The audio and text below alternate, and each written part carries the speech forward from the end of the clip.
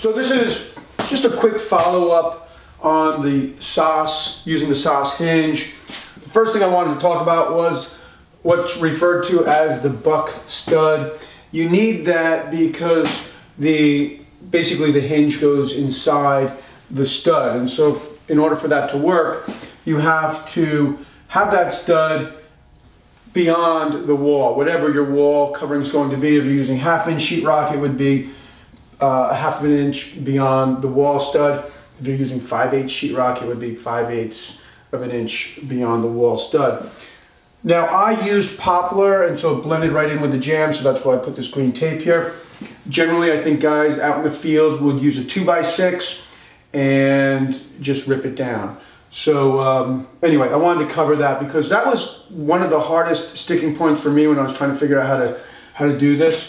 The next thing is, if I were going to be putting these doors in a house or using the SOSS hinge system in an entire home, I would get 2 routers. It's going to save you a lot of time. Set one router up for the shallow mortise and one router up for the deep mortise, and then you're not fiddling around, because you do have to plunge in pretty deep, and the stop measurements on my router, it was too deep for them, so I had to sort of put some tape on the sides of my measuring, and it was just sort of one of those things that you had to finagle. So just get 2 routers. If you're going to be installing a lot of doors, it's going to pay for itself in the long run. A couple of questions about why are there 3 hinges, or why are the hinges staggered, meaning one's kind of here and one's about here instead of in the center. It makes more sense, really, if you think about it. All the weight is going to be pulling from this side. Another question was, well, what do you do if you're going to paint the door? You remove the hinge. It's really simple. I mean, that's the beautiful thing about this hinge. Once you have everything lined up and your mortises are there and you've screwed this door into the jamb, it's going to go back exactly as it came out. The only thing you want to make sure you're doing if you're dealing with a lot of doors is mark your door. So I would just put a 1 on the inside of the mortise of the door and a 1 on the inside of the mortise of the jamb, and just follow that around the rest of the job. A few people want to know what's the advantage of the hinge. It's just a sharp hinge. It's a step up. This is a high quality hinge. If you are taking your building to another level, then you want to bring this hinge with you. That, at least in my view. Frank Lloyd Wright used this hinge in a lot of his buildings, including Falling Water.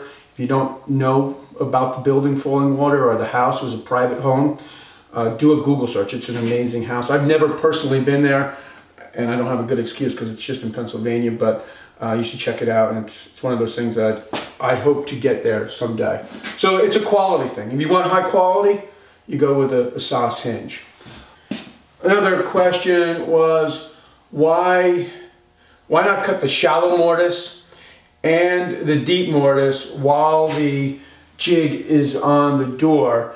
And it's just a matter of, there's those 2 screws that you have to put into the jig when you cut your deep mortise. So really, it's however you want to work it. I find it easier to just cut the shallow mortise, take the jig, put it on the jamb, cut the shallow mortise on the jamb, and then just go through it.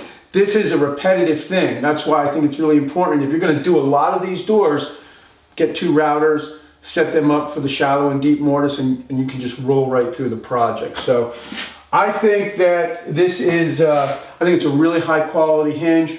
I hope to build a house one day. I got a lot of things I want to do. We'll see. I'd like to still build my dream shop in Vermont, which is on hold. And if you want me to talk about that, I will. It's kind of a long story. But I sold the house, but I have some land up there. So that's the beginning of the long story. If you want me to go into it, I will. But anyway, so I'm taking this wall down. I'm going to take this wall down today. I think I'm going to end up using this door somewhere in my house, or maybe somewhere in the barn here. But right now it's going to go right into storage. So I just wanted to talk a little bit about the installation. It's really cool because this video does live on the SOSS channel now. You can go over there and check it out if you want. But now I'm going to turn my attention to my outfeed table and start to put the shop back together. Thanks for tuning in, and I'll see you soon.